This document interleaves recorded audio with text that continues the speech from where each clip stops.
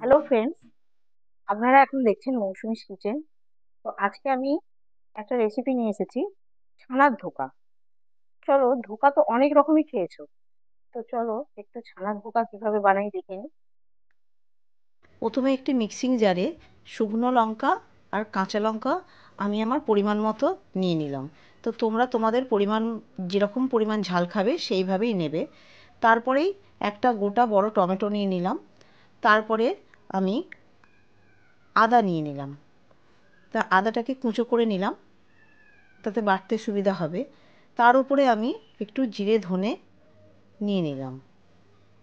এরপর 1 চামচ মতো মৌরি নিয়ে নিলাম। নিয়ে আমি মিক্সিং জারে একটু জল দিয়ে পেস্টটা করে নিলাম।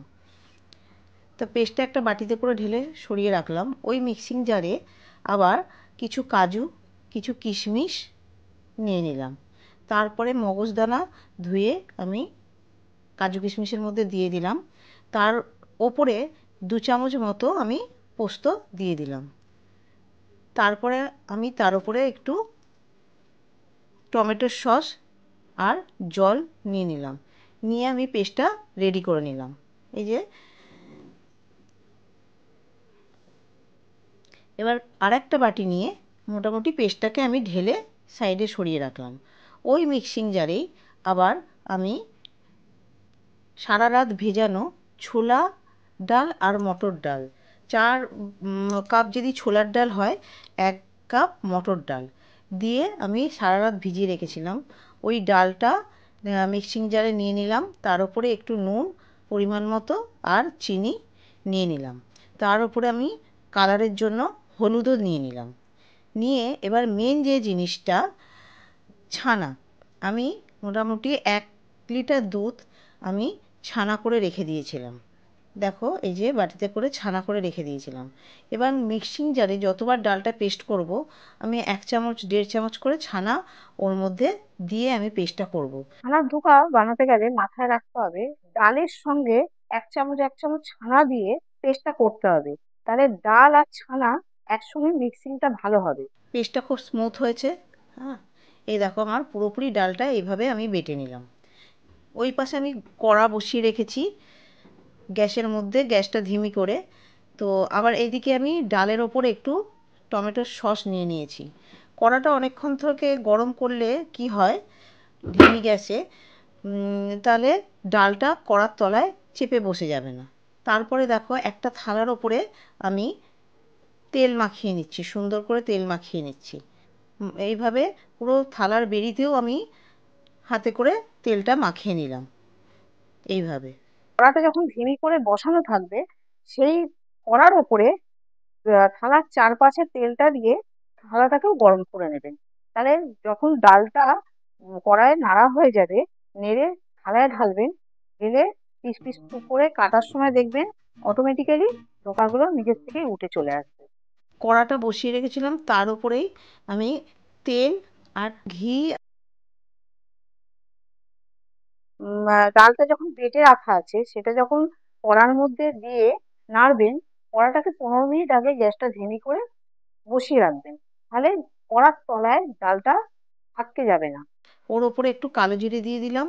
আর যেসব মশলাগুলো আমি পেস্ট করে রেখেছিলাম, ওই মশলাগুলো 2 চামচ দিলাম। আবার কাজু কিশমিশের পেস্টটাও আমি 2 চামচ দিয়ে দিলাম। কারণ ধোকার ভেতরে যেন আমার, এবার এইভাবে আমি ধোকাটা, ডালটাও আমি ওই মশলাটা কষার পর দিয়ে দিলাম। কারিটা যখন বানানো হবে, সেম মশলা ধোকার মধ্যেও দিতে হবে আর কারির মধ্যেও দিতে হবে। তাহলে ধোকাটা যখন ভেঙে খাবেন তার ভিতরেও সেম টেস্টটা পাবেন। নাহলে কারিতে যদি ওই মশলা দেওয়া যায়, তাহলে কারিতেই মশলার টেস্ট পাবেন, ধোকার ভেতরে সেই মশলাটা যাবে না। দেখো, এবার ধোকাটাকে আমি মশলার সঙ্গে পুরো ভালো করে আমি নেড়ে নিলাম। দেখো আমার হয়ে গেল। এরপর আমি একটা থালায় ঢেলে হাতে করে ধোকাটাকে পুরো সমান করে নিলাম। তারপরেই একটা ছুরিতে করে যখন কাটছি, দেখো ধোকাটা অটোমেটিক্যালি উঠে যাচ্ছে, আমাকে টেনে তুলতে হচ্ছে না। এবার আমি কড়ার মধ্যে সাদা তেল দিয়ে দিলাম। দিয়ে গরম করে নিলাম তেলটা। গরম করার পর ধোকাগুলো একটা একটা করে দিয়ে আমি এইভাবে ভেজে নিলাম। দেখো প্রথমে আমি অল্প ধোকা দিলাম, তার পাশে পাশে দেখো আবার একটা একটা করে ধোকা দিয়ে দিলাম।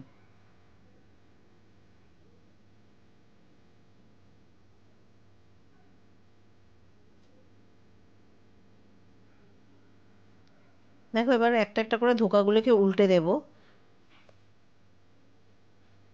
কিন্তু দেখো এক সাইডে আমার ভাজা হয়ে গেছে লাল করে, এবার অন্য সাইডটা আমি উল্টে ভেজে নিচ্ছি। দেখো আমার একটা ধোকাও কিন্তু ভাঙেনি, আর যেই যেইগুলো লাল করে ভাজা হয়ে গেছে একটা একটা করে আমি তুলে নিচ্ছি। দেখো আমার ধোকাগুলো রেডি হয়ে গেছে। এইভাবে সব ধোকাগুলো আমি ভেজে নেব। তারপরে আবার কড়া বসিয়ে ওর মধ্যে সরষের তেল দিয়ে দিলাম, দিয়ে পুরো মশলাটা আমি দিয়ে দিলাম। দেওয়ার পর একটু কাশ্মীরি গুঁড়ো লঙ্কা দিয়ে দিলাম, তারপর হলুদ গুঁড়ো দিয়ে দিলাম, তারপর একটু গুড় দিয়ে দিলাম, নুন দিয়ে দিলাম, আর কাজু কিশমিশ পেস্টটা দিয়ে দিলাম। তার উপরে আমি ধনেপাতাও দিয়ে দিলাম, দিয়ে একটু মশলাটা কষাই করলাম। তার উপরে ঘি দিয়ে ঢাকা দিয়ে দিলাম। ঢাকা দেওয়ার ফলে দেখো ওপরে আমার অয়েলটা চলে এসেছে। তারপরে জল দিয়ে আমি ধোকাটা দিয়ে দিলাম। ধোকাটা অনেকে করে কি নামানোর সময় দেয়, হ্যাঁ, ভেঙে যাওয়ার ভয়, কিন্তু আমার ধোকা কোনো রকমই ভাঙবে না। দেখো পুরো সুন্দর ধোকার কারি আমার এইভাবে রেডি করে নিলাম। তো এইভাবে তোমরাও একবার বানিয়ে খাও না, কেমন হয়েছে একটু কমেন্ট করে জানাবে।